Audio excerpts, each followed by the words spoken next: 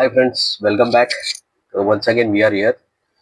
तो आज हम लोग डिस्कस करने वाले हैं कि ऐसी क्या जो चेंजेस है इनकम टैक्स में या हमारे एम्प्लॉयज के लिए जो अप्रैल 26 ऑनवर्ड्स उनको अफेक्ट करने वाली है। Not only for the salary class but also for the business class. What are the major things, मतलब उनको इम्पैक्ट करेगी। तो ऐसी कुछ चीजें मैंने आइडेंटिफाई की है, तो वो मैं आपको आज बताने वाला हूँ इस वीडियो के माध्यम से। तो बने रहिए मेरे साथ। तो लेट्स स्टार्ट। तो first we will cover the salaried class. आपको पता ही होगा कि अप्रैल 2026 ऑनवर्ड्स एक new wage uniform wage government ने ये किया था, इम्प्लीमेंट करने के लिए स्टार्ट किया है। उसके अंडर में यूनिफॉर्म वेजेस के अंडर में जो आपका जो सैलरी है, जो आपका जो सीटीसी है, उसका 50% आपको मतलब दिया जाएगा। जो पहले बेसिक डीए और जो आपका रिटेनिंग बोनस होता है वो आपका 50% होना चाहिए आपके सीटीसी का। तो पहले क्या करते थे एम्प्लॉयर की, जो बेसिक होता था वो हार्डली 10-20% रखते थे, जिसके कारण आपका मतलब सीटीसी सेम रहता था, बट आपका पीएफ का कंट्रीब्यूशन होता था उनके तरफ से, वो बहुत कम जाता था। तो हैज पर दिस न्यू रूल, सिंस वो 50% कर दिया है तो बेसिक भी आपका बढ़ जाएगा। तो ये चलते हुए चांसेस है कि आपका जो पीएफ कंट्रीब्यूशन एम्प्लॉयर का वो बढ़ जाएगा और आपको रिटायरमेंट बेनिफिट है वो आपको काफी ज्यादा अच्छे मिलेंगे has earlier compare to earlier. तो ये एक रूल था। और सेकंड रूल जो है फुल एंड फाइनल सेटलमेंट का है कि मतलब जो भी एम्प्लॉय छोड़ के जाता है तो कंपनी को विद इन 2 डेज उसका फुल एंड फाइनल एफएनएफ जिसको बोलते हैं वो कर लेना अभी उसको अनिवार्य हो गया है। दूसरा एचआरए का, जो आपको पता है कि पहले जो होता था 50% ऑफ द एचआरए आप क्लेम कर सकते थे फॉर 4 मेट्रो सिटीज। जो मेट्रो सिटीज आपको पता होगा कि हम बचपन से सुनते आए थे, मुंबई, दिल्ली, कलकत्ता, चेन्नई, जिसको अर्लियर मद्रास बोला जाता था, ये हम बचपन से सुनते थे, ये 4 मेट्रो सिटीज है। तो गवर्नमेंट ने अभी सोचा कि बाकी के मेट्रो सिटीज भी डेवलप हो गए तो उन्होंने और 4 मेट्रो सिटीज ऐड कर दिए हैं। तो total 8 metro cities in India will be 8 cities in the India will be considered as metro. तो उसमें जो एडिशन हुआ है उसमें है एक बैंगलोर, एक हैदराबाद, अहमदाबाद एंड पुणे। तो ये जो पहले 4 मेट्रो सिटीज थी तो अभी टोटल 8 हो गए हैं, जिसमें आप 50% एचआरए क्लेम कर सकते हो। अभी और एक पॉइंट है जो एक एम्प्लॉय के हिसाब से जो मतलब उसको अफेक्ट करेगी, वो है रेंट। जो पहले आप एचआरए क्लेम करने के लिए जो रेंट के डिटेल्स देते थे आपके एम्प्लॉयर को, तो अभी आपको जिसको भी आप रेंट पे कर रहे हैं उसका आपको पैन नंबर देना कंपलसरी है। प्लस आपको उसकी आपके उसका आपका उसके साथ में क्या रिलेशनशिप है उसके डिटेल्स भी आपको एम्प्लॉयर को देना कंपलसरी हो गया है। ठीक है, तो अभी अपन बढ़ते हैं दूसरे पॉइंट पे। ये है फॉर द इंडियंस जो बाहर घूमने जाते हैं एज ए टूरिस्ट। तो पहला ये था इनकम टैक्स रूल के हिसाब से कि उस पे आपको टैक्स कलेक्टेड एट सोर्स, और जो भी आप ओवरसीज पैकेज लेते थे उस पे एप्लीकेबल था। तो वो जो आप 7 लाख के अंदर का पैकेज लेते थे तो आपको 5% था, 7 लाख के ऊपर के पैकेज पे आपको 20% था। तो वो अभी गवर्नमेंट ने फ्लैट कर दिया है, जो कि 2% है। मतलब जो भी आप पैकेज लेंगे irrespective of the amount of the package आपको 2% flat tax collected at source देना है। तीसरा जो पॉइंट है एज एन इंडियन जो आपको मतलब इफेक्ट करने वाला है वो सोवरेन बॉन्ड। जो सोवरेन बॉन्ड जो अर्लियर 100% टैक्स फ्री था ऑन मैच्योरिटी, वो अप्रैल 2026 ऑनवर्ड्स, अगर आपने ओरिजिनल आप बायर हो जो आपने गवर्नमेंट से ओरिजिनली लिया हुआ है, तो ये आपको 100% टैक्स फ्री होगा टिल मैच्योरिटी। ठीक है, अगर आपने सेकेंडरी मार्केट से लिया है किसी से तो वो आपको 100% टैक्स फ्री नहीं होगा। वहां पे आपको लॉन्ग टर्म या तो short term capital gain tax applicable रहेगा।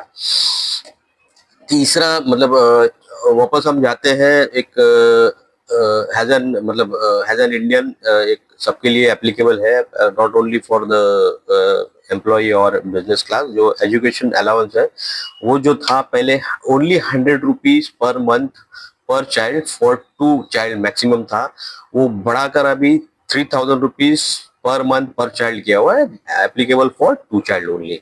तीसरा जो था आपका हॉस्टल अलाउंस, जो हॉस्टल अलाउंस था वो पहले था 300 rupees per month per child, वो अभी बढ़ा के गवर्नमेंट ने 9000 rupees per month per child कर दिया है, that is also applicable for 2 child. अभी कैश लोन जो था, जो कैश लोन अभी अब हम बढ़ते हैं कि कैश की तरफ, मतलब कैश में आप क्या क्या ट्रांजेक्शन कर सकते हैं। तो पहले क्या था कि मतलब गवर्नमेंट चाहती है कि कोई कैश में ज्यादा व्यवहार नहीं करे, तो इसके लिए उसको भी एमबीडी में लेके आ रहे हैं धीरे धीरे। तो कैश लोन जो है आप किसी को देते हैं या लेते हैं, वो 20,000 तक ही आप ले सकते हैं या दे सकते हैं। उसके ऊपर आप देते हो तो 100% पेनल्टी आपको लग सकती है। ऐसी आप कैश गिफ्ट अगर किसी से लेते हैं, तो अगर मतलब आप बताते हो कि हम आपके पीएनएल में कि आपने कैश लोन लिया हुआ है, तो that is not allowed. That is only allowed till 50,000। उसके ऊपर जो भी है फुली टैक्सेबल है, ठीक है। इसके अलावा जो बिजनेस कैश रिसीट्स है, बिजनेस कैश रिसीट्स है, वो आपको 2 लाख रुपीज ही अलाउड है।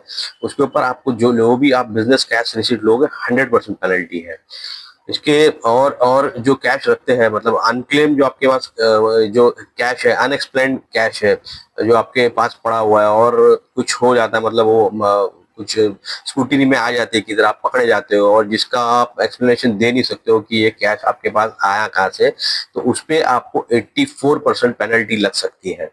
इसके अलावा जो यूपीआई में कुछ चेंजेस हुए हैं, यूपीआई में जो ट्रांजैक्शन लिमिट है वो सेम रखा गया है, 1 lakh rupees per day. UPI जो ट्रांजैक्शन स्पेशल पेमेंट है, जैसा हॉस्पिटल, इंश्योरेंस और आपका इन्वेस्टमेंट्स के लिए आप करते हो, वो 5 लाख रुपीज तक है। वैसी बैंक ट्रांजैक्शन लिमिट्स जो सेविंग्स में है, उसमें आप 10 लाख रुपया तक कैश आप डिपॉजिट कर सकते हो in with in 1 financial year. उसके ऊपर आप अगर करते हो कैश डिपॉजिट 10 लाख के ऊपर, तो बैंक आप इनकम टैक्स को इंटीमेट करेगी। ऐसे ही करंट अकाउंट में है, ये जो लिमिट है वो 50 लाख तक का है। बट करंट अकाउंट में नॉट ओनली आपका कैश डिपॉजिट, कैश विड्रॉल भी ट्रैक करेगी बैंक। और ये 50 लाख के ऊपर होती है, चले जाएगी, तो ये इनकम टैक्स को रिपोर्ट कर दिया जाएगा। ऐसे ही क्रेडिट कार्ड पेमेंट है, क्रेडिट कार्ड पेमेंट जो एक 1 लाख तक आप कैश में कर सकते हो। उसके ऊपर जो भी ट्रांजैक्शन अगर आप करते हो क्रेडिट कार्ड्स के पेमेंट्स के, तो ये इनकम टैक्स को रिपोर्ट किया जाएगा। सेम में ऑनलाइन पेमेंट्स के लिए भी है। आप 10 लाख तक आपका जो आप जो क्रेडिट कार्ड के आपके स्पेंड है वो ऑनलाइन करते हो पेमेंट्स क्रेडिट कार्ड के, 10 लाख के अंदर है तो इनकम टैक्स रिपोर्ट नहीं करेगा। अगर 10 लाख के ऊपर अगर चला जाता है कोई क्रेडिट कार्ड पेमेंट, तो ये भी इनकम टैक्स को रिपोर्ट कर दिया जाएगा। तीसरा है आपका प्रॉपर्टी रिलेटेड जो व्यवहार आप करते हो, मतलब आप किसी से टोकन लेते हो, देते हो, जो भी है, तो ये 20,000 के ऊपर आप टोकन नहीं ले सकते। उसके ऊपर आप लेते हो और दिखाते हो तो 100% पेनल्टी लगेगी। ऐसी सिक्योरिटी डिपॉजिट आप लेना देना जो भी है, पहले आप कैश में कर सकते थे, आपने डिपॉजिट दे लिया भाई कैश में, आपने भी एंट्री दिखा दी, तो ऐसा नहीं चलेगा। अभी ओनली 20,000 लिमिट है, इसके ऊपर 100% पेनल्टी है। एक और एक पॉइंट है जो सबके लिए मतलब ये करने वाला है, रिलेटेड टू गोल्ड। मतलब आम इंडियंस को लगता है कि यार यार मैं कितना भी गोल्ड खरीद सकता हूँ, कितना भी रख सकता हूँ, तो ऐसी बात नहीं है। इसके लिए भी एक लिमिट है, गवर्नमेंट ने सेट की है। एक मैरिड वुमेन कैन ओनली मतलब keep around 500 grams of gold in her custody, ठीक है। मतलब उसके पास सिर्फ 500 ग्राम गोल्ड ही वो जस्टिफाई कर सकती है। अगर इसके ऊपर जो अगर रखना है उसको, तो उसको उसके सोर्स ऑफ इनकम का जस्टिफिकेशन देना पड़ेगा।